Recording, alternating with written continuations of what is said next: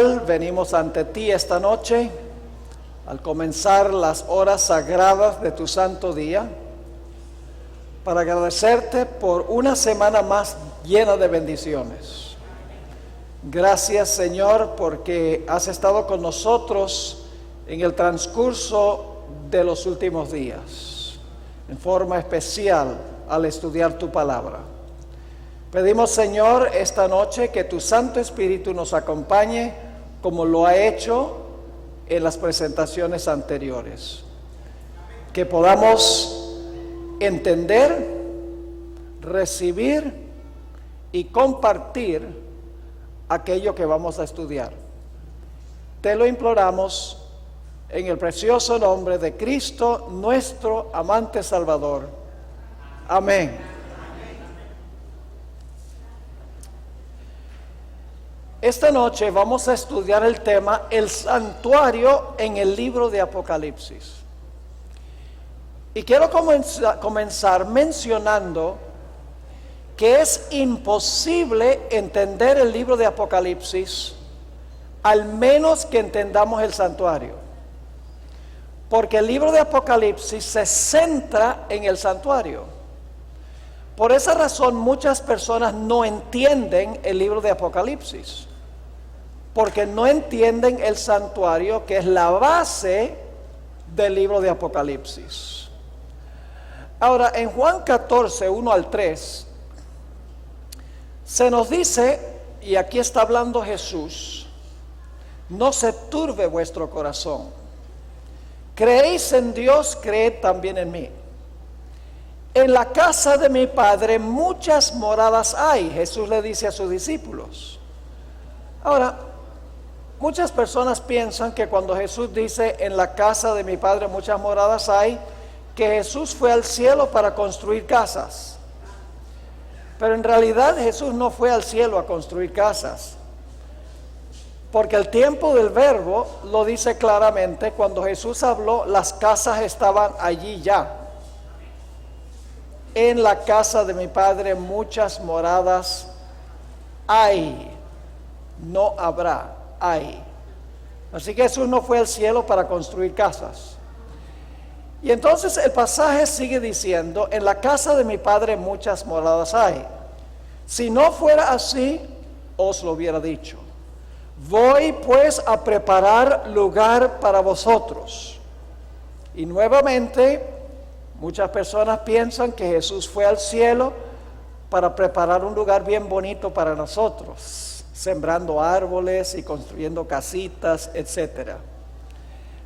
Yo no dudo que el lugar que Cristo está preparando va a ser muy hermoso, pero hay algo más profundo que sencillamente Jesús fue a preparar un lugar bonito para nosotros.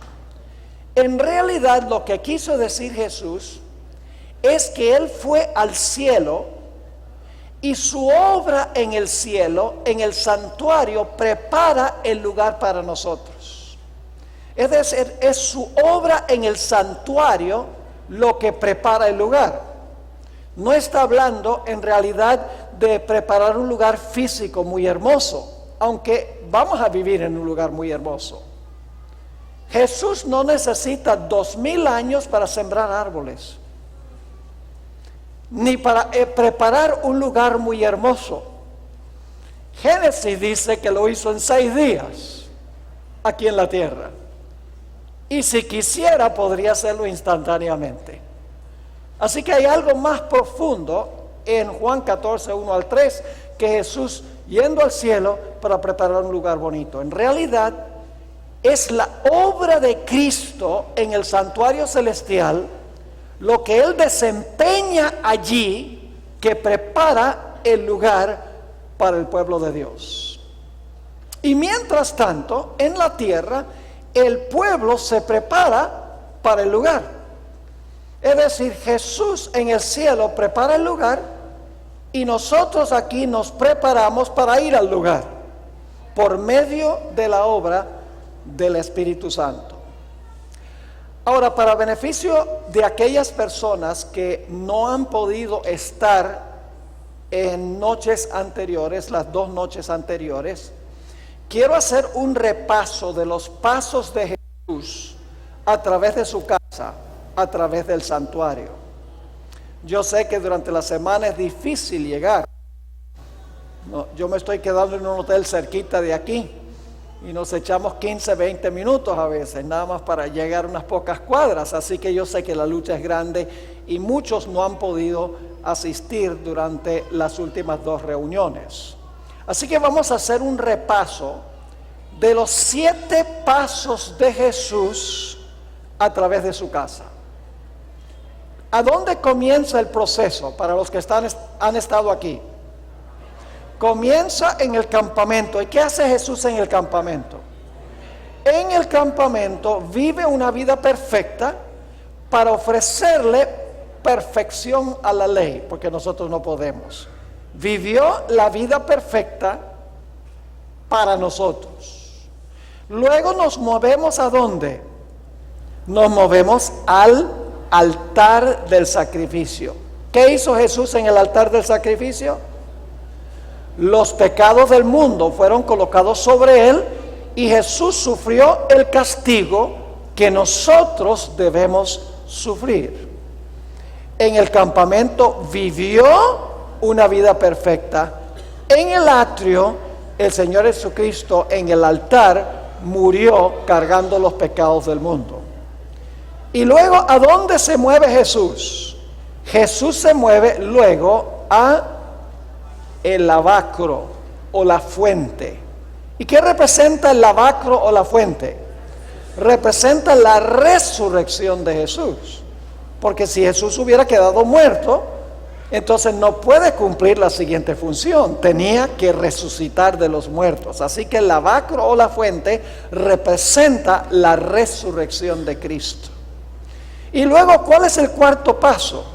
El cuarto paso es cuando Jesús pasa del atrio al lugar santo. Ya entra al santuario celestial. El atrio es la tierra, porque el Señor Jesucristo en el campamento vivió en la tierra. En la cruz estaba en la tierra. Su resurrección fue en la tierra.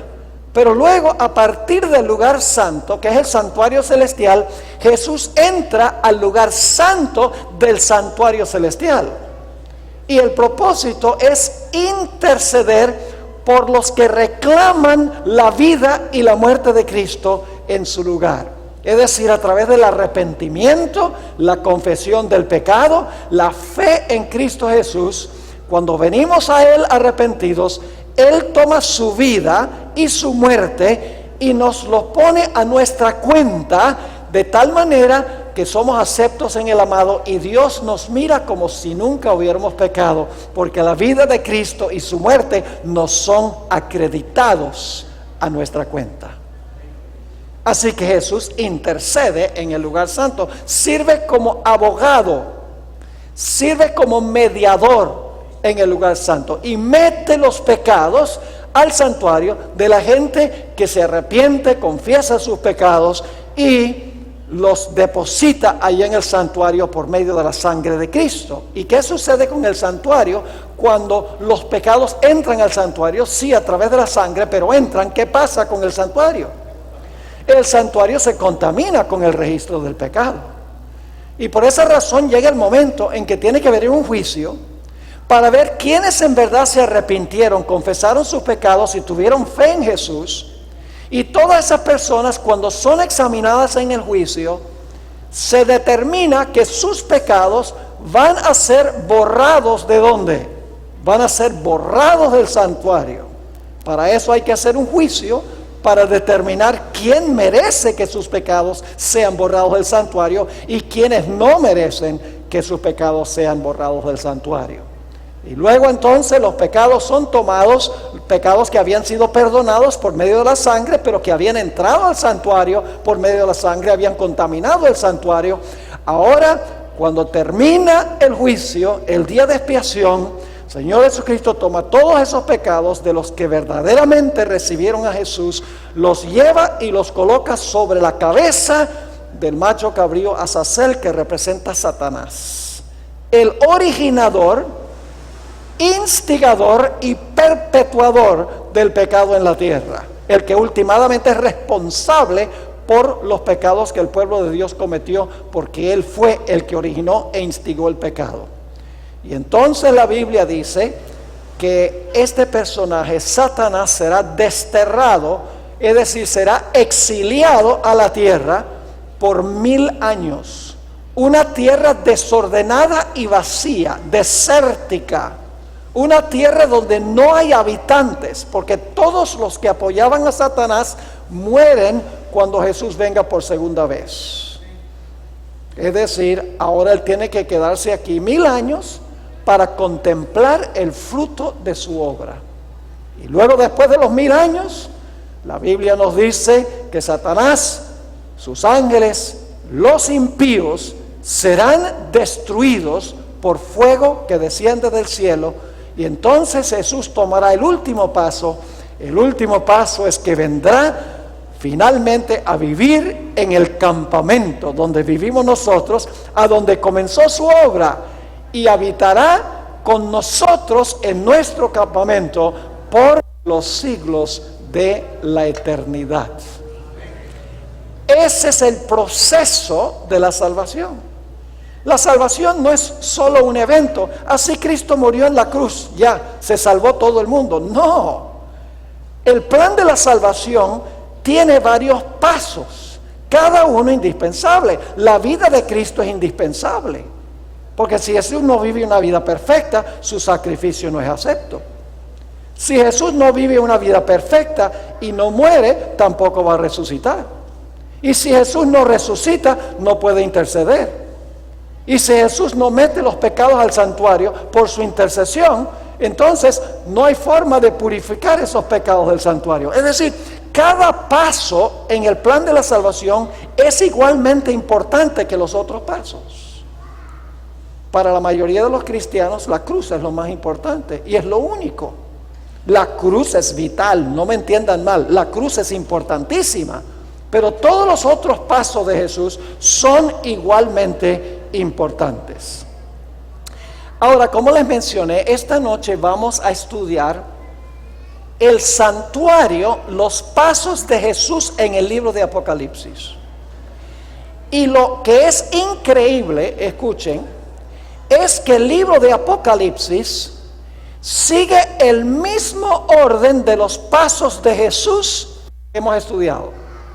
Es decir, desde el comienzo del libro hasta el fin del libro, encontramos en orden perfecto los pasos que Jesús toma a través del santuario en el plan de la salvación. Ahora vamos a empezar mencionando que lo que hizo Jesús en la tierra, su vida, su muerte y su resurrección, no se enfatiza mucho en el libro de Apocalipsis. El libro de Apocalipsis menciona en el capítulo 1 estos pasos de Jesús que desempeñó en la tierra. Pero el énfasis de Apocalipsis no recae sobre lo que Jesús hizo, porque Apocalipsis fue escrito cerca del año 100 de la era cristiana, mucho después que Jesús había vivido, había muerto, había resucitado. Así que el enfoque de Apocalipsis no está primordialmente sobre lo que Jesús hizo, sino lo que Jesús fue al cielo a hacer en el lugar santo, su obra en el lugar santísimo y todos los otros pasos. Sin embargo, Apocalipsis 1 comienza haciendo referencias breves a la muerte y la resurrección de Cristo en la tierra. Vamos a anotar eso, Apocalipsis 1, y vamos a leer los versículos 4 hasta el versículo 6. Apocalipsis 1 y el versículo 4 al 6. Sí se menciona su vida, muerte y resurrección, pero se menciona de paso, no se enfatiza, porque ese no es el enfoque de Apocalipsis. El enfoque de Apocalipsis es la obra que hace Jesús a partir de cuando entra al lugar santo y el lugar santísimo, y luego sale del lugar santísimo y la ceremonia del macho cabrío Azazel. Ese es el énfasis. Ahora fíjense lo que dice Apocalipsis 1 y el versículo 4. Juan, a las 7 iglesias que están en Asia, gracia y paz a vosotros, del que es, y que era y que ha de venir, y de los 7 espíritus que están delante de su trono, y de Jesucristo, el testigo fiel. Ahora escuchen esta expresión, el primogénito de los muertos. ¿A qué se refiere eso? A la muerte de Cristo, ¿verdad? El primogénito de los muertos, el soberano de los reyes de la tierra. Ahora fíjense del tiempo de los verbos que vamos a leer. El que nos... ¿Qué? ¿En qué tiempo está ese verbo? Pasado. Juan está diciendo el que nos amó, y luego dice ¿qué cosa? Nos amó y nos lavó. ¿Y cómo nos lavó? De nuestros pecados con su sangre. Es decir, eso estaba ¿cuándo? En el pasado. Está haciendo una referencia breve a la muerte y la resurrección de Jesús. Así que dice, nos amó, nos lavó de nuestros pecados con su sangre y nos hizo reyes y sacerdotes para Dios su Padre. A Él sea gloria e imperio por los siglos de los siglos. Amén. Y luego al final del capítulo 1, en los versículos 17 y 18, nuevamente se menciona la vida. ¿Se entiende? Porque si Jesús muere, vivió la vida, la muerte y la resurrección de Cristo. Vamos a leer Apocalipsis 1, 17 y 18, para que vean que al comienzo del libro se hace referencia a la obra que hizo Cristo en la tierra. Sí, Él vivió, Él murió y Él resucitó, pero eso está en el pasado cuando Juan escribió el libro. Juan se enfoca primordialmente en lo que hace Jesús después de su ascensión al cielo. Dice en el versículo 17, hablando de Juan, quien vio en visión a Jesús: cuando le vi, caí como muerto a sus pies, y Él puso su diestra sobre mí, diciéndome: no temas, yo soy el primero y el último, el que vivo y estuve muerto. ¿Se menciona la vida de Jesús? Sí. ¿Se menciona la muerte de Jesús? Sí. El que vivo y estuve muerto, mas he aquí que vivo por los siglos de los siglos. Es decir, estuve vivo, morí y resucité. Yo pregunto, ¿son esas las 3 primeras funciones de Jesús en el santuario? Está relatando al comienzo de Apocalipsis los primeros 3 pasos de Jesús: su vida, su muerte y su resurrección, representado por el campamento, el altar del sacrificio y el lavacro. Pero el énfasis de Apocalipsis es la obra de Cristo en el lugar santo, luego el lugar santísimo. Termina la obra en el lugar santísimo, sale de allí, coloca los pecados sobre Azazel y luego viene a morar con el pueblo de Dios por la eternidad. Eso es lo que vamos a ver. Los pasos de Jesús siguen el orden del libro de Apocalipsis. Por eso las iglesias no entienden Apocalipsis, porque ellos no entienden el proceso de la salvación que nosotros hemos mencionado. Se enfocan solo en la cruz de Jesús. Sí, Cristo murió en la cruz y nos salvó, y punto final y ya. Pero no enfatizan la importancia de la vida de Jesús, la resurrección de Jesús, la intercesión de Jesús, el juicio que se hace en el santuario celestial, cómo el pecado se saca del santuario, cómo Cristo va a venir a vivir con nosotros eternamente aquí en esta tierra renovada y creada de nuevo. Hay tantas cosas que las iglesias no enfatizan, porque están enfocados solo en uno de los pasos, el paso de la cruz. Ahora queremos estudiar primero la obra de Cristo en el lugar santo. Ya vimos que hay referencia a la vida. Yo estuve vivo, morí, resucité. El capítulo 1 de paso no se enfatiza, pero se menciona. Pero el resto del libro enfatiza la obra de Cristo en el lugar santo y el lugar santísimo. Vamos a Apocalipsis 1 y el versículo 12 y 13. Ahora debo decirles, para que personas que desconocen el santuario, en el lugar santo, a donde fue Jesús cuando ascendió, había 3 muebles. En el sur del santuario, del lugar santo, estaba el candelabro. Tenía 7 brazos. El sacerdote le metía aceite y luego encendía las 7 lámparas. En el norte del lugar santo se encontraba la mesa de los panes de la proposición, o los panes de la presencia. Había 2 pilas de panes, 6 en cada pila. Y luego hacia el occidente, hacia el lugar santísimo, se encontraba el altar de incienso, el altar de oro de incienso. Y vamos a encontrar ahora en los próximos minutos que desde Apocalipsis 2 hasta Apocalipsis el capítulo 11 y el versículo 19, Jesús se mueve a los 3 muebles del lugar santo. En las iglesias, las 7 iglesias, está entre los candeleros. Vamos a ver que en los sellos está en la mesa de los panes, y en las trompetas está en el altar de incienso. Es decir, la obra de Cristo en el lugar santo se enfatiza desde el capítulo 2 hasta el capítulo 11 y el versículo 18. Ahora, con eso en mente, vamos a Apocalipsis 1 y el versículo 12 y el versículo 13. Dice aquí Juan: me volví para ver la voz que hablaba conmigo, y vuelto vi 7 candeleros de oro, y en medio de los 7 candeleros a uno semejante al Hijo del Hombre. ¿Quién es ese Hijo del Hombre? Cristo. Cristo muchas veces se refirió a él mismo como el Hijo del Hombre. Es decir, los 7 candeleros, y en medio de los 7 candeleros está uno semejante al Hijo del Hombre, vestido de una ropa que llegaba hasta los pies y ceñidos por el pecho con un cinto de oro. De esa manera vestía el sumo sacerdote en Israel. Es decir, este retrato de Jesús que ve Juan es de Jesús sirviendo en el lugar santo del santuario como sumo sacerdote después de su ascensión. Ahora, debo mencionarles, y esto es muy importante, que en el cielo los candeleros son literales.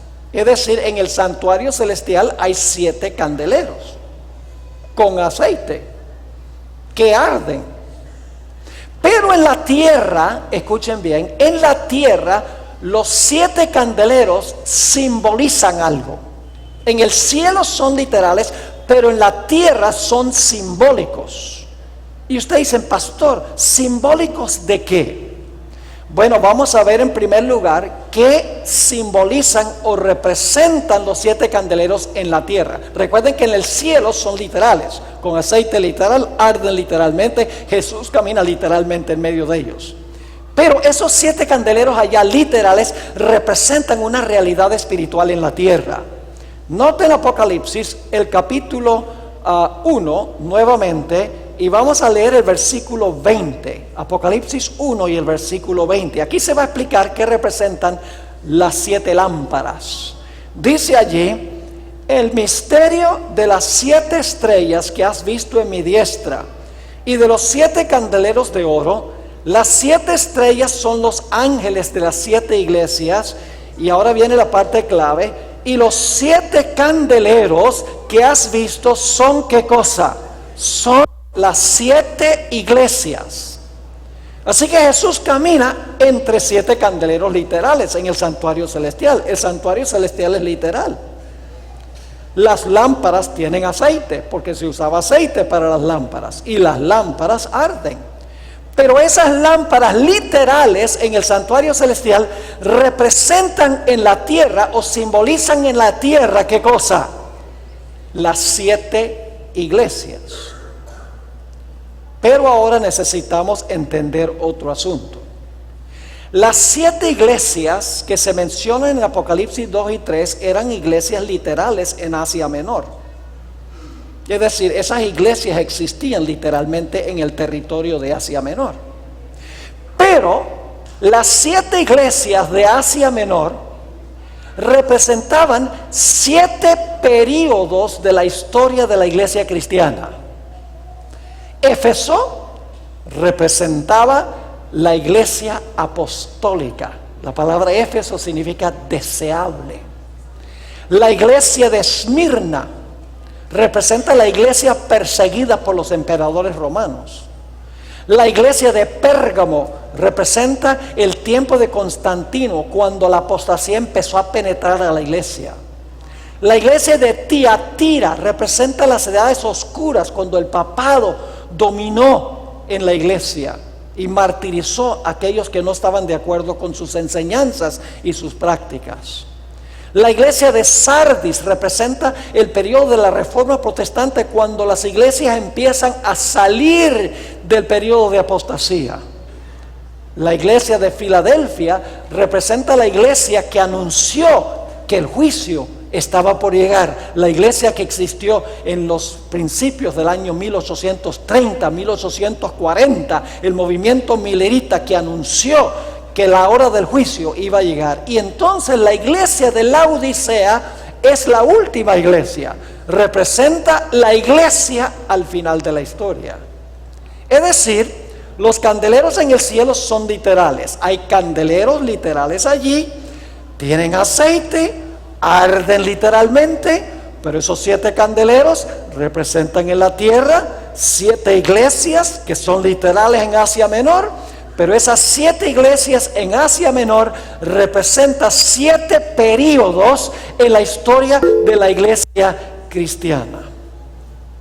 Ahora necesitamos preguntarnos, ¿por qué razón es que Jesús camina entre los 7 candeleros?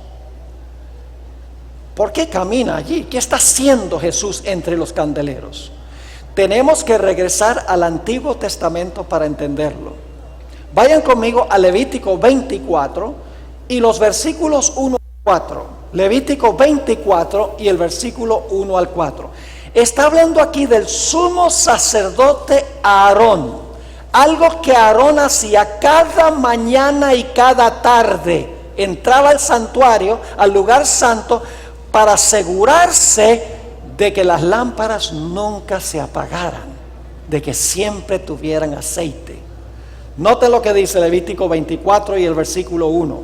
Habló Jehová a Moisés diciendo: manda a los hijos de Israel que te traigan para el alumbrado, ¿qué cosa? Aceite puro de olivas, machacadas. ¿Y con qué propósito debía traer el aceite?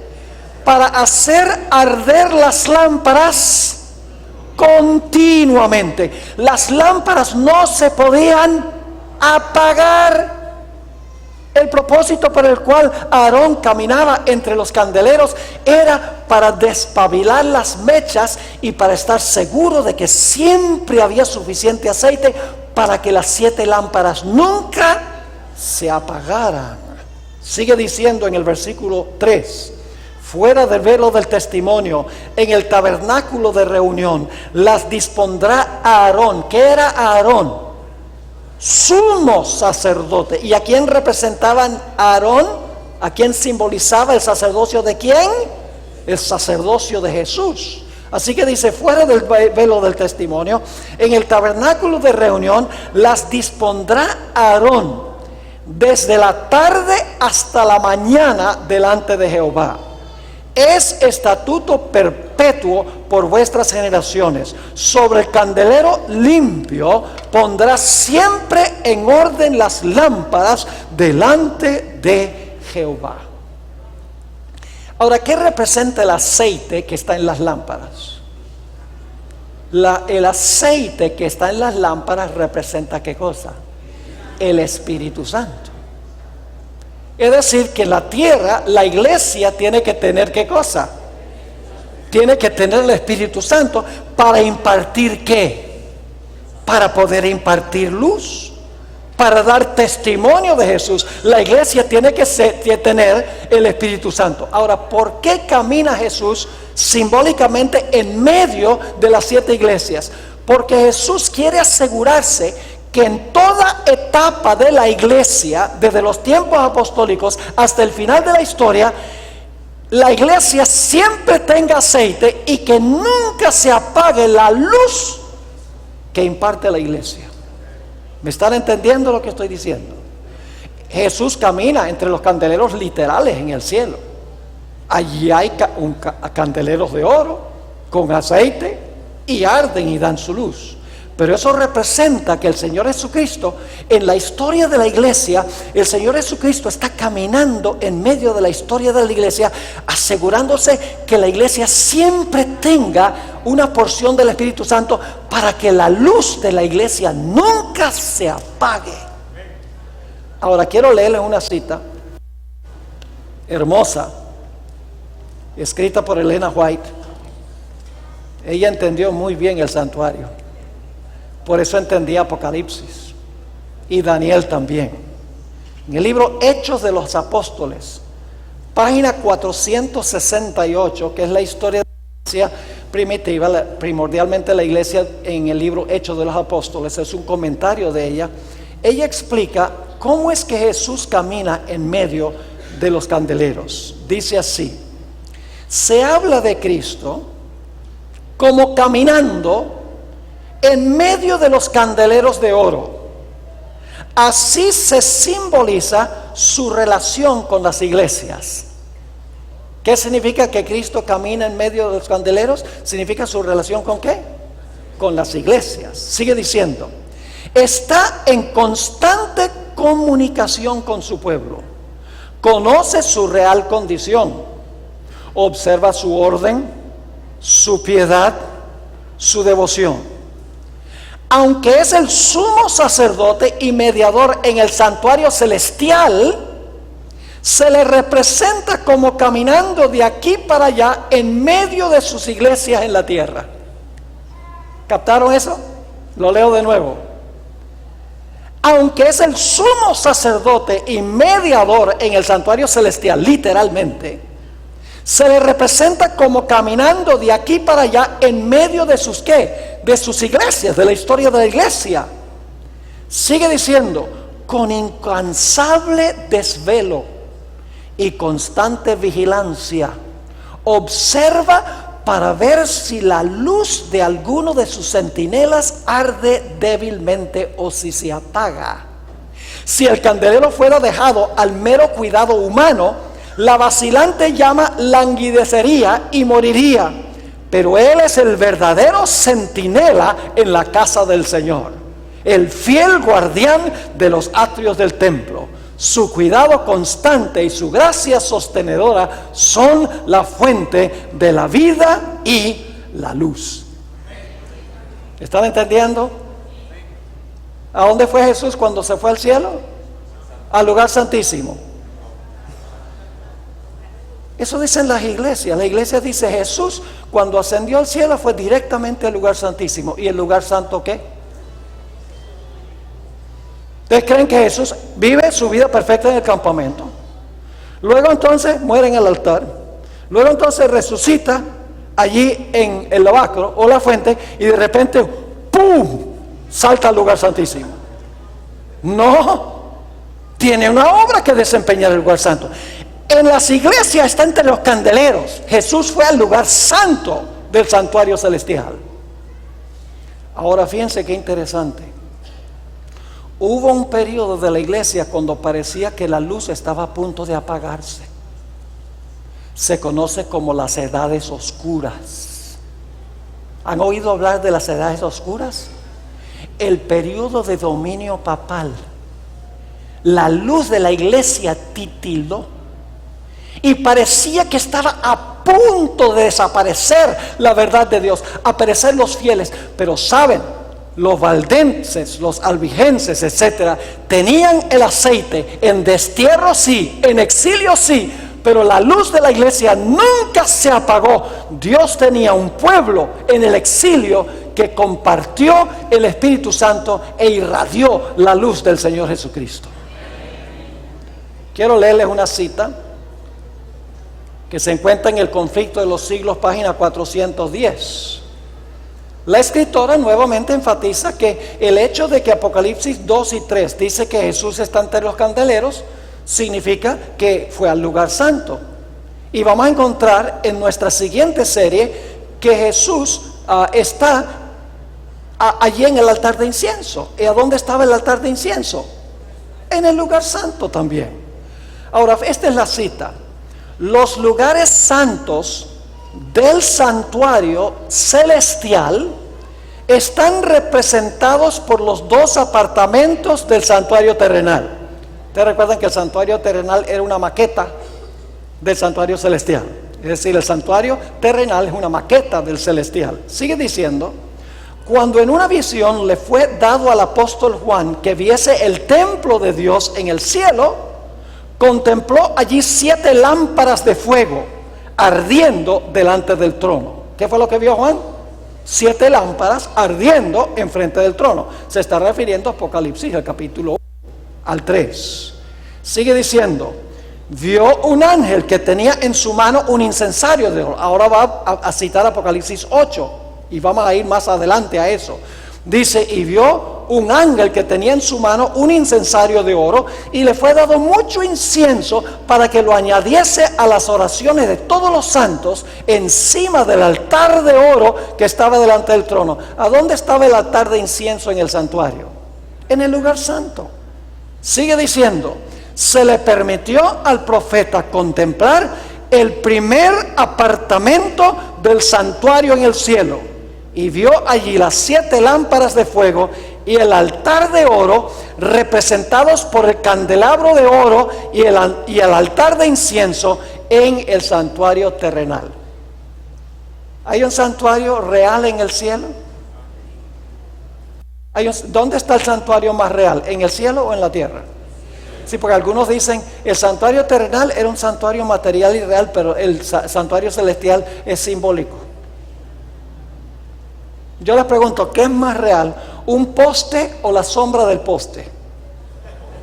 Para ser craso, ¿usted puede tener una sombra sin tener una realidad que proyecta la sombra? No. Y en Hebreos 8, 1 y 2 dice que el santuario terrenal era una sombra del santuario celestial. El santuario real está en el cielo. El santuario concreto está en el cielo. La sombra que quería enseñar cosas celestiales estaba en la tierra. ¿Les quedó claro el asunto de los candeleros? ¿A qué fue Jesús? Jesús fue al lugar santo para asegurarse de que la iglesia siempre tuviera el Espíritu Santo y siempre reflejara su luz al mundo.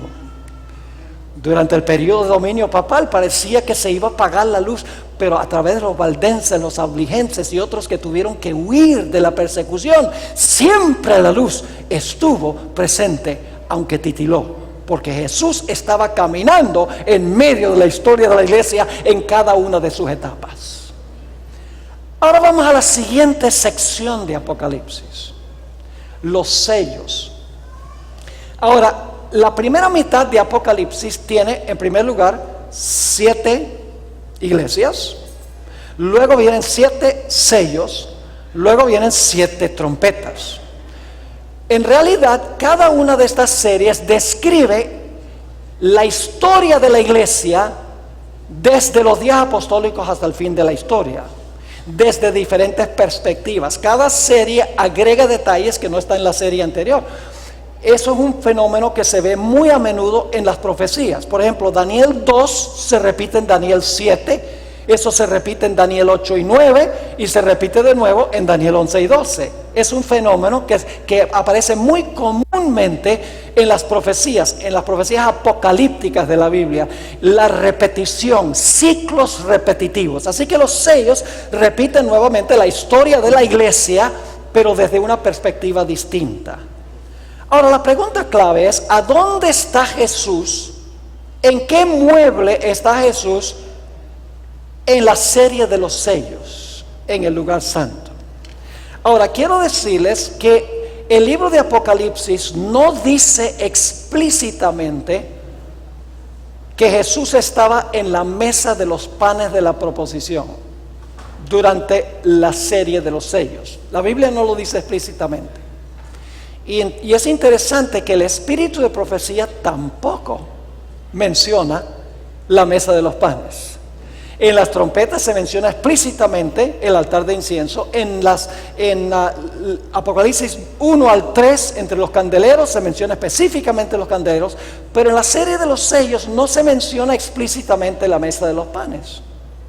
Pero podemos estar seguros que en la serie de los sellos, el Señor Jesucristo está allí en la mesa de los panes de la proposición. Y ustedes dicen, ¿cómo sabemos eso? Hay varias razones. Les voy a compartir las razones. Primero vamos a definir qué representan los panes. Eran panes sin levadura los que se ponían, 2 pilas de 6 en una mesa. ¿Qué representa simbólicamente el pan? El pan representa la palabra de Dios. En Deuteronomio 8, 3 y 4 dice, no solo de pan vivirá el hombre, sino de toda ¿qué? Sino de toda palabra que sale de la boca de Dios. El pan sin levadura representa personalmente a Jesús, pero Jesús se refleja en la palabra escrita, representa la palabra escrita. Y es sin levadura porque la Biblia es pura y Jesús no tiene ¿qué? Jesús no tiene pecado. Así que el pan que estaba sobre la mesa de los panes de la proposición representa la Biblia, representa la palabra escrita de Dios. Ahora yo les voy a mostrar que la mesa de los panes de la proposición o los panes de la presencia representa el trono de Dios en el lugar santo. Eso es lo que vamos a ver ahora. La mesa de los panes representa el trono de Dios en el lugar santo. Vamos a examinar la evidencia para eso. En primer lugar, ¿en qué dirección del compás quedaba el trono de Dios o queda el trono de Dios? No hay razón para dudar en qué dirección del compás está el trono de Dios. En Isaías 14:13, hablando de Lucifer, el que originó el pecado en el cielo, dice que él quería quitarle el trono de Dios que quedaba ¿dónde? A los lados del norte. Es decir, el trono de Dios está en el norte, a donde quedaba la mesa de los panes de la presencia, de la proposición. Quedaba en el norte. Ahora, hay otro detalle que es muy interesante. Por eso digo, la mesa de los panes representa el trono de Dios en el lugar santo. Jesús está en la mesa de los panes durante el periodo de la historia de la iglesia, en el lugar santo. La expresión panes de la presencia o panes de la proposición se compone de 2 palabras hebreas. La palabra lahem, que significa pan, y la palabra panim, que significa presencia o rostro o persona, se traduce en el Antiguo Testamento. Se podría traducir los panes de la persona, o los panes de la presencia, o los panes del rostro. Es decir, la presencia de Dios en el lugar santo, ¿a dónde se encontraba? Se encontraba en la mesa de los panes de la proposición. Otro detalle interesante es que en el santuario había varios muebles, pero había un solo mueble que tenía 2 coronas en la parte de arriba. El altar de incienso tenía una sola corona, el arca del pacto tenía una sola corona, pero la mesa de los panes tenía 2 coronas que rodeaban la parte superior de la mesa. Ahora, ¿qué representa una corona en la Biblia y también en nuestro modo de pensar? ¿Qué representa? ¿Quiénes usan coronas? Los reyes usan coronas. ¿Por qué 2 coronas rodeando la mesa de los panes de la proposición? Además de eso, hay otro detalle muy interesante, y es que había 2 pilas de panes. Qué interesante. A los lados del norte, los panes de la presencia o del rostro, y luego entonces tenemos 2 coronas. Coronas representan realeza, y entonces tenemos 2 pilas de panes. Ahora escuchen, ¿quién envió Jesús al mundo? El Padre. Jesús constantemente dijo, mi Padre me mandó. Entonces, ¿quién mandó el maná? Jesús dijo, yo soy el maná que he venido del cielo. Dice, mi Padre os da maná. Yo pregunto, ¿el Padre está involucrado en dar pan? ¿Y quién es el pan? Jesús es el pan. Los dos están involucrados en el pan. El Padre lo da y Jesús es el pan. Por eso hay 2 pilas de panes en la mesa de los panes de la proposición. Otra evidencia, y esta es la más contundente, es que la Biblia nos dice a dónde fue Jesús cuando ascendió al cielo a su Padre. Nos dice explícitamente que se sentaron en el trono 2. En Apocalipsis 3:21 dice: al que venciere, yo le daré que se siente en mi trono, como yo he vencido y me he sentado con mi Padre en su trono. ¿A dónde se ubicó Jesús cuando fue al cielo? Se ubicó en el trono con su Padre, según la Biblia.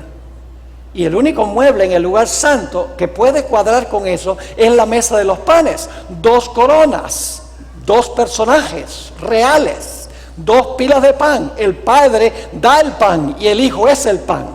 La mesa de los panes a los lados del norte se llaman los panes de la presencia, porque la presencia de Dios se encuentra allí. Y Apocalipsis 3:21 explícitamente dice que Jesús se sentó con su Padre en el trono. Y vez tras vez dice que Jesús está sentado ¿dónde? A la diestra del Padre.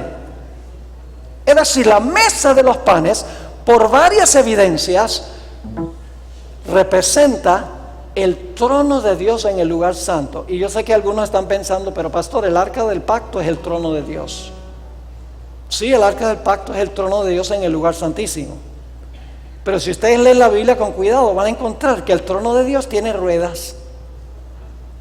El trono de Dios es movible, no está estático. ¿Recuerdan que estudiamos Daniel 7? Déjenme mencionar algo sobre Daniel, el capítulo 7, muy interesante. En Daniel capítulo 7 dice que el Padre, el anciano de días, se mueve y se sienta. ¿A dónde se sienta? En un trono. ¿Dónde estaba sentado antes de que se sentara en ese trono? Pues tiene que haber estado sentado en otro trono. Porque vino, dice el anciano de días, vino. Tiene que haber venido de un lugar a otro. Y luego dice que el carruaje que movió a Dios el Padre, o al anciano de días, vino, regresó, el Hijo del Hombre se montó en el carruaje con ruedas y los ángeles lo llevaron allá a donde había sido llevado el Padre. Yo pregunto, ¿hubo movimiento de un lugar a otro? Claro que sí. Ahora permítame leerles una cita muy interesante en el libro Primeros Escritos, páginas 54 y 55. Quiero decirles algo en cuanto muchas personas, cuando se habla de Elena White, dicen: esa es la mujer que le agrega a la Biblia y tiene cosas que no están en la Biblia. Yo les digo una cosa: los desafíos de que ustedes lean los escritos de esta escritora, porque es increíble la armonía que ella tiene con la Sagrada Escritura. 2 años y medio de educación primaria. Y escribió más de 100,000 páginas exponiendo la Biblia, ampliando, no agregándole a la Biblia. La Iglesia Adventista no se basa en los escritos de Elena White. La Iglesia Adventista puede comprobar todas sus doctrinas de la Biblia, pero tenemos este precioso regalo que nos ha dado Dios para expandir, ampliar y explicar más plenamente lo que ya se encuentra en la Sagrada Escritura. Permítame leerles esta cita, Primeros Escritos 54 y 55. No está inventando, está usando la escena de Daniel 7 que yo les acabo de describir y que estudiamos una mañana acá, ayer en la mañana. Aquí viene la cita: vi un trono y sobre él se sentaban el Padre y el Hijo. ¿Qué vio ella? Un trono. ¿Quiénes estaban en el trono? El Padre y el Hijo. ¿Le está agregando a la Biblia? ¿Le está agregando a la Biblia? No, porque Apocalipsis 3:21 dice que Jesús, cuando fue al cielo, se sentó con su Padre en el trono. Está a la diestra del Padre. Sigue diciendo: me fijé en el rostro de Jesús y admiré su hermosa persona. No pude contemplar la persona del Padre, pues le cubría una nube de gloriosa luz. Ahora escuchen: vi al Padre levantarse del trono. ¿Cuántos había en el trono? 2. vi al Padre levantarse del trono y en un carro de llamas entró en el lugar santísimo al interior del velo y se sentó. Ahora, si entró al lugar santísimo, ¿a dónde estaba antes? Tiene que haber estado en el lugar santo. ¿En qué mueble? Por las evidencias, la mesa de los panes de la presencia. Ahora, sigue escribiendo. Entonces Jesús se levantó del trono. Y luego entonces habla de personas que estaban allí adorando. Dice, la mayoría de los que estaban prosternados se levantó con él. No vi ni un solo rayo de luz pasar de Jesús a la multitud indiferente después que él se levantó, y esa multitud fue dejada en perfectas tinieblas porque no mantuvieron sus ojos en Jesús. Sigue diciendo, los que se levantaron cuando se levantó Jesús tenían los ojos fijos en él, mientras se alejaba del trono y los conducía un trecho. Alzó entonces su brazo derecho y oímos su hermosa voz decir, aguardad aquí, voy a mi Padre para recibir el reino. Eso está en Daniel 7, dice que el Hijo del Hombre va al Padre para recibir el reino. Lo vimos en el tema, no ayer en la mañana. Sigue diciendo, aguardad aquí, voy a mi Padre para recibir el reino. Mantened vuestras vestiduras inmaculadas y dentro de poco volveré de las bodas. ¿Recuerdan que estudiamos eso los que vinieron por la mañana? Regresaré de las bodas, dice, y os recibiré a mí mismo. Después de eso, un carro de nubes, cuyas ruedas eran como llamas de fuego, llegó rodeado de ángeles a donde estaba Jesús. Él entró en el carro y fue llevado al lugar santísimo donde el Padre estaba sentado.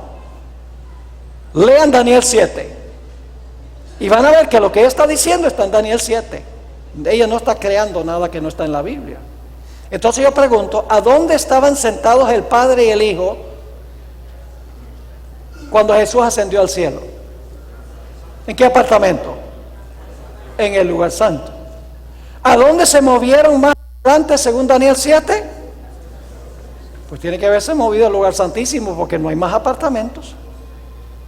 Y si se movieron al lugar santísimo, tiene que haberse movido al lugar santo, porque en el cielo el santuario tiene solamente 2 apartamentos. ¿Me están entendiendo lo que estoy diciendo? Ahora, durante el periodo del tercer sello, había una tremenda escasez de pan. Ustedes pueden leer allí, dice que estaba carísima la cebada, carísimo el trigo. Yo pregunto, ¿qué sucede cuando algo se pone súper caro? Es porque hay ¿qué? Porque hay escasez de ese producto. En Israel se usaba la cebada, que era una cosecha en la época de la primavera, en la época de la Pascua, se usaba para hacer pan. Y luego en la fiesta de Pentecostés era la cosecha de trigo. Es decir, en Israel se usaba cebada y trigo para hacer pan. Pero durante el periodo del tercer sello, que representa el mismo periodo de las edades oscuras, el periodo del dominio papal, escaseó el pan. ¿Qué hizo la iglesia romana durante su periodo de dominio? Prohibió ¿qué cosa?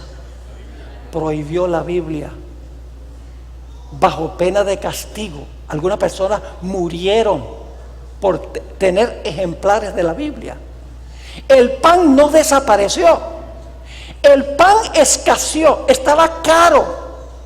Los valdenses, por ejemplo, que les tocó irse al exilio allá en el Piamonte, en el norte de Italia, ellos eran mercaderes y escribían porciones de la escritura en papelitos. Y cuando viajaban y encontraban a una persona que estaba hambrienta de la palabra de Dios, le compartían el pedacito de papel con el texto bíblico para que ellos pudieran leer una porción de la Biblia, porque la iglesia durante esa época prohibía la Biblia estaba escasa. ¿Me están entendiendo lo que estoy diciendo? Ahora, tenemos que movernos a la siguiente serie, la serie de las trompetas. En la serie de las trompetas, el Señor Jesucristo está en el altar de incienso. ¿Están viendo aquí la secuencia? Primero, vivió. Segundo, ¿qué? Murió. Luego dice que, capítulo 1, resucitó. Luego, ¿dónde fue? A donde están los candeleros. ¿Para asegurarse de qué? De que la iglesia siempre irradiara la luz teniendo el Espíritu Santo. Escaseó, titiló la luz, pero no se apagó. Luego se la encuentra ¿dónde? En la mesa de los panes de la proposición. ¿Cuál es su propósito? Asegurarse de que en la iglesia nunca falte pan, nunca falte o desaparezca la palabra de Dios. Y luego entonces en la serie de las trompetas lo encontramos en el altar de incienso, los tres muebles del lugar santo. Vamos a hablar un poco del altar de incienso. Vamos a Lucas 1 y el versículo 8 al 10. Lucas 1 y el versículo 8 hasta el versículo 10. Es muy interesante este pasaje. Está hablando del padre de Juan el Bautista, Zacarías. Zacarías le tocaba su turno de ofrecer incienso en el santuario. Y quiero que noten algo muy interesante. Mientras Zacarías está ofreciendo incienso en el altar de oro, el pueblo está afuera orando. Vamos a encontrar que el incienso se relaciona con la oración. El incienso se relaciona con la oración, pero el incienso no es la oración. Tenemos que ser más explícitos, más específicos. Ahora, ¿cómo se acerca la gente a Dios? La gente se acerca a Dios a través de ¿qué? De la oración, exactamente. Ahora, vamos a notar en Lucas 1, 8 al 10, que se encuentra el incienso, símbolo, y luego está la gente orando, y el símbolo se relaciona con eso. Dice en Lucas 1, 8, aconteció que ejerciendo Zacarías el sacerdocio delante de Dios, según el orden de su clase, conforme a la costumbre del sacerdocio, le tocó en suerte, es decir, le tocó su turno, ofrecer el incienso entrando en el santuario del Señor. ¿Y qué estaba haciendo la gente? Y toda la multitud del pueblo estaba afuera orando a la hora del incienso. Está ofreciendo incienso en el santuario y mientras tanto la gente está afuera orando, que está relacionado con el incienso.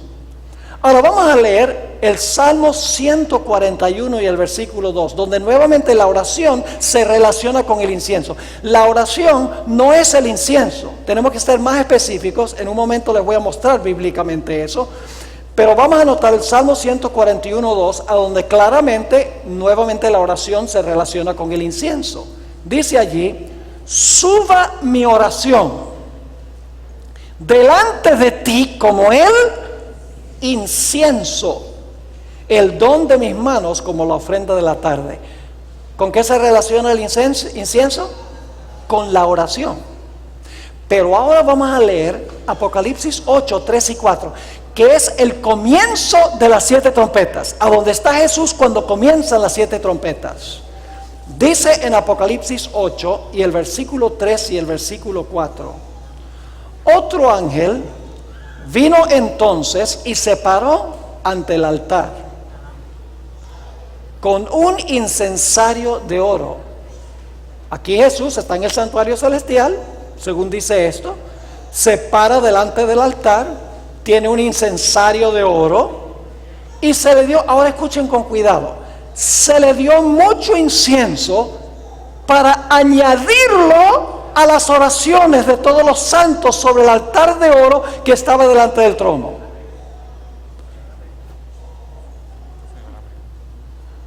Les pregunto, ¿el incienso representa la oración? No. ¿Qué se hace con el incienso?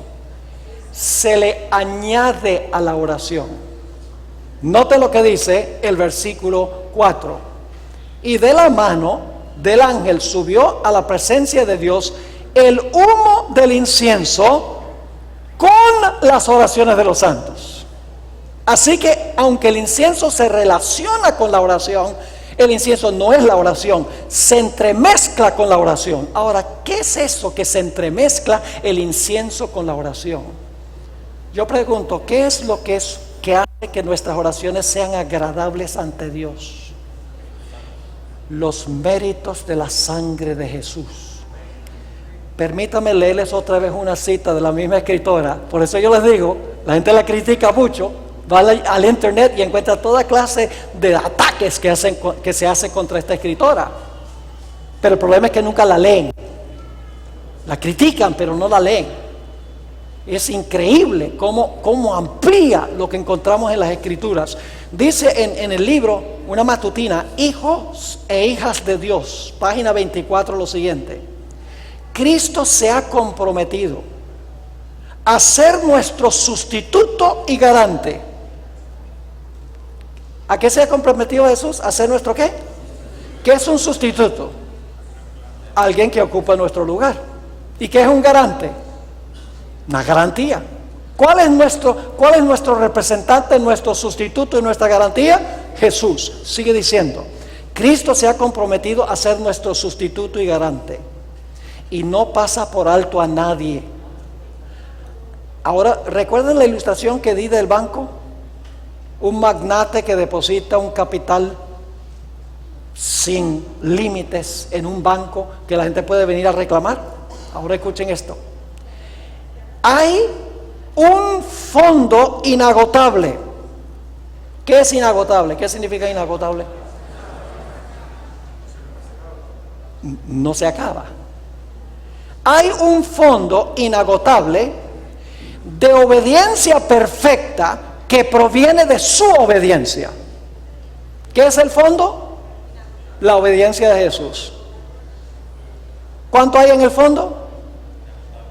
Hay un fondo inagotable de obediencia perfecta de Jesús. Sigue diciendo, en el cielo, sus méritos, es decir, los méritos de Jesús, su abnegación y su sacrificio propio, se atesoran como incienso que se ofrece juntamente con las oraciones de su pueblo. ¿Qué es el incienso? Los méritos de Jesús, su abnegación y su sacrificio propio, su vida perfecta. Sigue diciendo, cuando las oraciones sinceras y humildes, ¿qué clase de oraciones? Sinceras y humildes de los pecadores ascienden al trono de Dios, Cristo mezcla con ellas los méritos de su propia vida perfecta de obediencia. Nuestras oraciones, sigue diciendo, nuestras oraciones resultan fragantes gracias a este incienso. Cristo se ha comprometido a interceder en nuestro favor y el Padre siempre oye al Hijo. Yo no puedo venir al trono de Dios y decirle, acéptame, porque el Padre dice, pero tú eres un pecador y la paga del pecado es muerte. Pero cuando yo recibo a Jesús como mi Salvador personal y oro a Jesús, el Señor Jesucristo dice, Padre, este individuo se arrepintió, confesó su pecado y confió en mí. Padre, por favor, con la oración que él elevó, mezcla tu vida perfecta de obediencia y acepta mi vida de obediencia en su lugar. Y somos aceptos en el amado. Dios nos mira como si nunca hubiéramos pecado, porque nuestra oración va mezclada con la fragancia de los méritos de Cristo Jesús. ¿Están entendiendo? Vamos lento pero seguro. ¿Se puede entender Apocalipsis sin el santuario? Imposible. Por eso es que la mayoría de las iglesias del mundo no entienden Apocalipsis, especulan y dicen esto significa esto, eso significa lo otro, porque están tomando cada parte separada de la otra. Pero en Apocalipsis hay una secuencia. Sí, yo sé, pero me falta mucho. Tengamos paciencia porque es que yo quiero cubrir todo. ¿Quieren cubrir todo el material? Bueno, por lo menos 5 o 6 quieren. Sí, porque solamente hemos hablado del lugar santo y el atrio. Todavía tenemos que hablar del momento cuando cesa la intercesión de Cristo en el santuario. Vamos a Apocalipsis, el capítulo 11 y el versículo 19. Ahora vamos a hablar del momento cuando Jesús se mueve al lugar santísimo. Apocalipsis 11, 19. Aquí terminan las series. Hemos visto las iglesias, los sellos y las trompetas. Ahora en el 11, 19, ahora hay una nueva escena del santuario. Y fíjense lo que dice en el 11, 19. Y el templo de Dios fue abierto en el cielo. Si el templo fue abierto en el cielo, antes tenía que haber estado. No necesitan tener la sabiduría de Salomón para entender eso. El templo de Dios fue abierto en el cielo. Ahora permítanme mencionarles esto. La palabra templo se usa 16 veces en el libro de Apocalipsis. Y siempre se refiere al lugar santísimo del santuario celestial. Era el lugar a donde se purificaba el santuario, el lugar a donde se hacía el juicio de Israel. Es decir, ahora cuando se abre el templo va a comenzar ¿qué? El juicio o la purificación del santuario, después que hemos visto los candeleros, la mesa de los panes y el altar de incienso. Es la siguiente función de Jesús en el santuario. Y usted dice, ¿cómo sabe que este templo es el lugar santísimo? Terminamos de leer el versículo. Y el templo de Dios fue abierto en el cielo. ¿Y qué se vio? El arca de su pacto se veía en el templo. Y hubo relámpagos, voces, truenos, un terremoto y grande ¿qué? Y grande granizo. ¿Ve qué interesante? Ahora se abre el santuario, se abre el lugar santísimo donde está el arca del pacto. ¿Y qué va a comenzar allí? Va a comenzar el juicio, va a comenzar la purificación del santuario. Yo pregunto, ¿es el siguiente paso de los pasos de Jesús que hemos estudiado? Es el siguiente paso. Y Apocalipsis sigue el orden exacto y el orden preciso. Ahora, ¿saben algo interesante? Después de 1844, cuando los que quedaron fieles de ese movimiento, aunque quedaron chasqueados porque Jesús no vino como esperaban que viniera, los fundadores de la iglesia adventista, los pioneros de la iglesia adventista estudiaron con más detenimiento y más cuidado las profecías de la Biblia y descubrieron este versículo, que Jesús, en vez de venir a esta tierra en 1844, el Señor Jesucristo entró al lugar santísimo para cumplir una labor en el lugar santísimo, porque ese es el siguiente paso en el santuario. Y dicen, ¿cómo podemos decir que Cristo vino a la tierra, iba a venir a la tierra en 1844 y no había hecho su labor del lugar santísimo? Y por lo tanto ellos empezaron a estudiar el santuario y estudiaron específicamente el lugar santísimo. Y poco después de 1844 descubrieron grandes verdades en el lugar santísimo. Yo pregunto, ¿qué estaba dentro del arca del pacto? Los 10 mandamientos. ¿En el cielo están los 10 mandamientos en el arca? Sí, porque el santuario terrenal era una copia del celestial. Dijeron, entonces la ley de Dios no fue clavada en la cruz, porque está en el lugar santísimo. Y luego dijeron, pero mire, ¿qué está en el centro de los 10 mandamientos? El sábado. Tenemos que guardar el sábado. Dijeron, es porque está en la ley. Y la ley que está en el santuario celestial es el original. Y en la tierra las tablas de la ley eran una copia del celestial. Tenemos que guardar el sábado. No entendíamos eso antes. Y luego se dieron cuenta que dentro del arca del pacto estaba un pote de maná. Y Dios quiso enseñar, recalcar la importancia de guardar el sábado. Pueden ir a Éxodo 16, el episodio del maná. No caía maná el sábado. Y el maná estaba en el lugar santísimo. Se recalcó y se subrayó la importancia del sábado. Y luego se dieron cuenta también que el maná en el libro de Números, el capítulo 11, Dios quiso enseñarle a Israel una vida saludable. Pero ¿qué quiso el pueblo? Dios dio maná porque era un alimento completo, saludable, que promovía la salud. Era vegano. Tenía todos los elementos que Dios dio originalmente al hombre. Pero ¿qué dijo Israel? No, estamos cansados del maná. Queremos comer ¿qué cosa? Lo que comíamos cuando estábamos en Egipto, cuando estábamos en el mundo. Ahora yo pregunto, ¿qué dice el mundo cristiano de la ley? No estamos bajo la ley, sino bajo la gracia.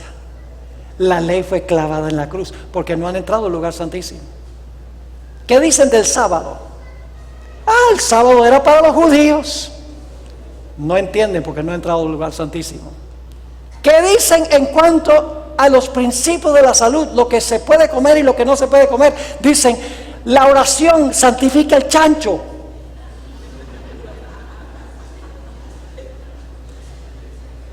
Porque no han entrado al lugar santísimo.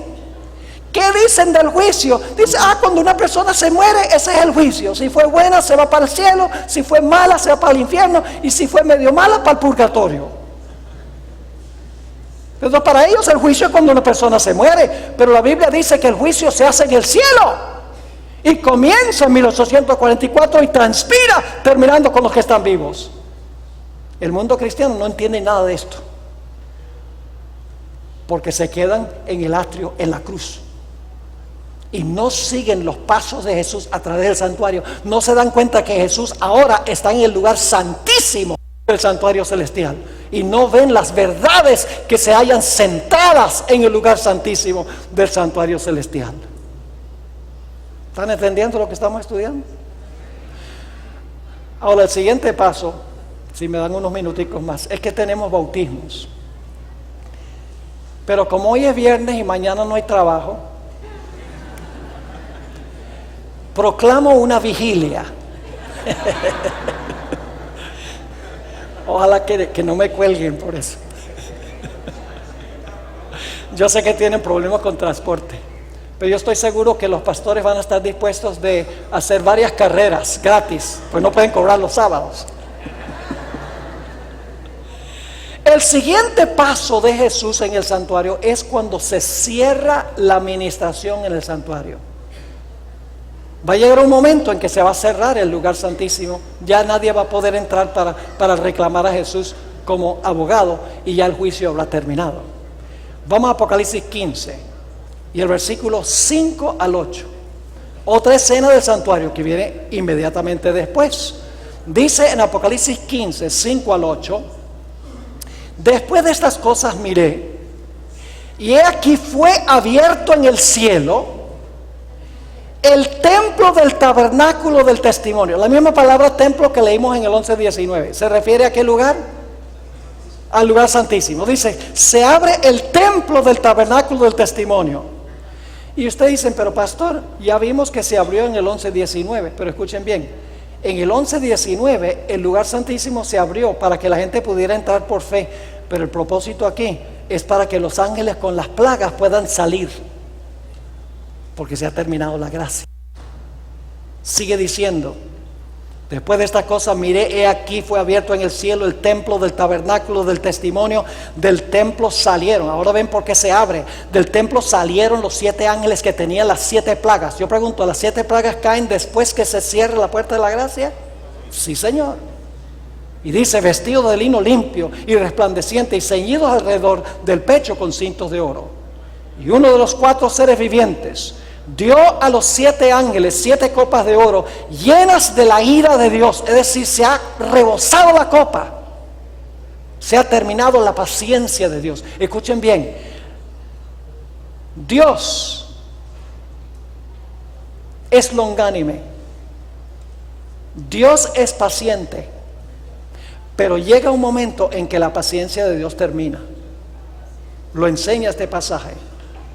Así que dice el versículo 7, uno de los 4 seres vivientes dio a los 7 ángeles 7 copas de oro llenas de la ira de Dios, que vive por los siglos de los siglos.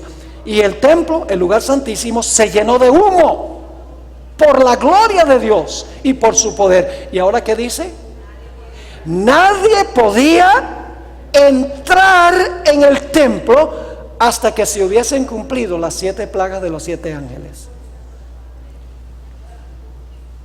Cuando se cierra la puerta de la gracia, ¿cuántos van a poder entrar para reclamar a Jesús como abogado, como intercesor? Nadie. Porque llegó el momento para abrir el templo, no para que la gente pueda entrar por fe, para seguir a Jesús en su obra ya, sino para que los ángeles, con la plenitud de la ira de Dios, salgan para derramar la ira de Dios sobre el planeta Tierra. Este pasaje describe el momento en que se va a cerrar la puerta de la gracia. La puerta de la gracia se cierra antes que Jesús venga. Se cierra la puerta, caen las plagas y luego Jesús viene. Y los impíos son destruidos y los salvos son preservados. La mejor ilustración de esto lo tenemos en la historia del diluvio. Noé predicó por ¿cuántos años? 120 años. ¿Y qué le dijo Dios? Le dijo: no contenderá mi espíritu para siempre con el hombre. Es decir, está diciendo: mi espíritu va a obrar en los corazones de los seres humanos, pero no para siempre. Dice: será su periodo de gracia, ¿cuánto tiempo? 120 años. Ahora yo pregunto, ¿qué sucedió cuando terminaron los 120 años? ¿Dejó Noé de predicar? Sí. ¿Qué sucedió? Él y su familia entraron en el arca y ¿qué pasó? Se cerró la puerta y enseguida empezó a llover. No, señor. ¿Cuántos grupos había cuando se cerró la puerta? 2. Los salvos y los perdidos. ¿Cuántos grupos habrá cuando termine el juicio celestial? 2. Los salvos y los perdidos. Se cierra la puerta y pasan 7 días sin que suceda nada. Yo les pregunto, ¿creen ustedes que la fe de Noé y su familia fue severamente probada? ¿Cómo creen ustedes que se portaron los que estaban afuera durante esos 7 días? Cada día más altaneros y más burlones. Ven esos locos que están allá metidos en ese barco con todos esos animales. Pero luego, después de ese periodo, entre cuando se cerró la puerta, vino finalmente el cataclismo y destruyó a todos los impíos, y Dios salvó a su remanente. Y Jesús dijo: como en los días de Noé, así será la venida del Hijo del Hombre.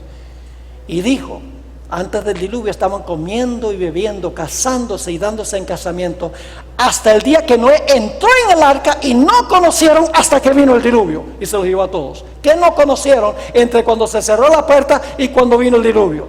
No sabían que estaban perdidos. Así será al final de la historia, y de eso está hablando esta escena, cuando se cierre la administración en el santuario para que salgan los 7 ángeles con las 7 plagas. Ahora vamos a avanzar rapidito. ¿De dónde específicamente salen las plagas? Los ángeles derraman las plagas, pero ¿saben de dónde salen las plagas? Del arca del pacto. Porque los impíos han pisoteado la ley de Dios. Y el arca del pacto, de ahí es que salen las plagas. Y ustedes dicen: ¿cómo sabemos eso? Muy sencillo. ¿Pueden pensar ustedes de algún relato de la Biblia a donde el arca derramó plagas? ¿Recuerdan la historia de los filisteos? Los filisteos incircuncisos que pisoteaban la ley de Dios se llevaron el arca, porque creían que tenía poderes mágicos. ¿Y qué empezó a hacer el arca? Empezó a derramar plagas. Y entonces una ciudad decía a la otra ciudad: le toca a ustedes el arca ahora. Y luego esa ciudad decía: le toca a ustedes el arca, porque el arca estaba derramando plagas, porque los filisteos eran incircuncisos. Las plagas salen del arca del pacto porque el mundo ha estado pisoteando ¿qué?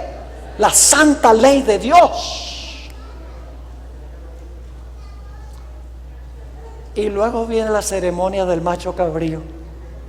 en el capítulo 20. ¿Se están dando cuenta que esto sigue el santuario? Empieza en el atrio, campamento, el altar del sacrificio, el lavacro, el candelabro, la mesa de los panes, el altar de incienso. Luego se abre el lugar santísimo. Cuando termina la obra ahí se cierra el lugar santísimo para la salvación, pero salen los ángeles con las plagas. Y las plagas salen del arca del pacto porque se ha pisoteado la ley de Dios. El siguiente paso entonces sería sacar los pecados y colocarlos sobre la cabeza ¿de quién? De Azazel. Vamos al capítulo 20 de Apocalipsis. Capítulo 20, el versículo 1 al 3, tiene la ceremonia del macho cabrío. Dice: vi un ángel que descendía del cielo con la llave del abismo y una gran cadena en su mano, y prendió al dragón. ¿Quién es ese? Satanás. Prendió al dragón, la serpiente antigua, que es el diablo y Satanás, y lo ató por 1000 años y lo arrojó al abismo. La palabra abismo describe un mundo en desorden. Jeremías dijo: vi la tierra y estaba desordenada y vacía, y los cielos no tenían luz. Así que dice, lo arrojó al abismo y lo encerró y puso su sello sobre él, para que no engañase más a las naciones hasta que fuesen cumplidos 1000 años, y después de esto es necesario que sea desatado por un corto tiempo. ¿Cuánto tiempo es desterrado el macho cabrío Azazel? 1000 años. Es atado en un mundo desértico, como sucedía con el macho cabrío Azazel, y un mundo sin habitantes, como no había habitantes a donde era desterrado el macho cabrío Azazel, porque todos los seguidores de Satanás habrán muerto por las plagas y por la segunda venida de Jesús. Y luego, después de los 1000 años, lo pueden leer en Apocalipsis 20, la última parte del capítulo, dice que al final de los 1000 años desciende fuego del cielo y destruye a Satanás, a sus ángeles y a todos los impíos. Y entonces en el capítulo 21 viene Jesús a morar con nosotros en el campamento. Vamos a leer Apocalipsis 21, 2 al 4, nuestro último pasaje de esta noche, y luego vamos a tener, no se vayan, porque vamos a tener un testimonio muy interesante que van a querer escuchar. Apocalipsis 21, 2 al 4 relata cuando Jesús vuelve a nuestro campamento, vuelve a vivir entre nosotros. Dice: y yo, Juan, vi la santa ciudad, Nueva Jerusalén, descender del cielo de Dios, dispuesta como una esposa ataviada para su marido. Y oí una gran voz del cielo que decía: he aquí el tabernáculo de Dios, ¿dónde? Con los hombres, y Él morará con ellos, y ellos serán su pueblo, y Dios mismo estará con ellos como su Dios.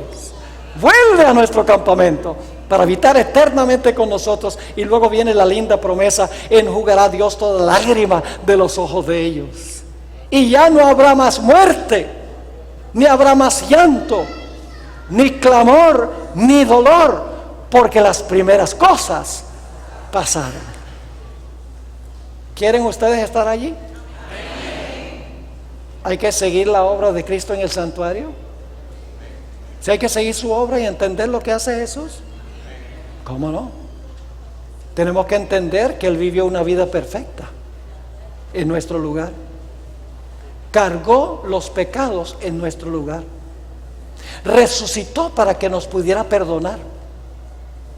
Cuando nos arrepentimos y confesamos el pecado y venimos a Jesús, el Señor Jesucristo funciona como el intercesor, el abogado, nuestro representante, y nuestros pecados son depositados, cubiertos por su sangre en el santuario. Y si nuestro arrepentimiento fue genuino, todos esos pecados serán sacados del santuario y colocados sobre el que últimamente es responsable por el origen del pecado y la perpetuación del pecado. Y finalmente, el pueblo de Dios podrá habitar con Jesús, con el Padre, con todos los ángeles, por los siglos de la eternidad. Dios va a trasladar la capital del universo acá. Imagínense eso, qué privilegio en medio de todo el vasto universo que no se puede medir métricamente. Dios dice, yo voy a hacer del planetica Tierra la capital del universo y vivirá con nosotros por los siglos de los siglos. No permitan, mis queridos amigos y hermanos, que nadie ni nada impida que ustedes estén allí. ¿De qué vale que el hombre gane todo el mundo y pierda su alma? Dice la Biblia. Así que ahora vamos a tener el bautismo. No se vayan, porque después del bautismo voy a tener algunas palabras breves para ustedes después de los bautismos.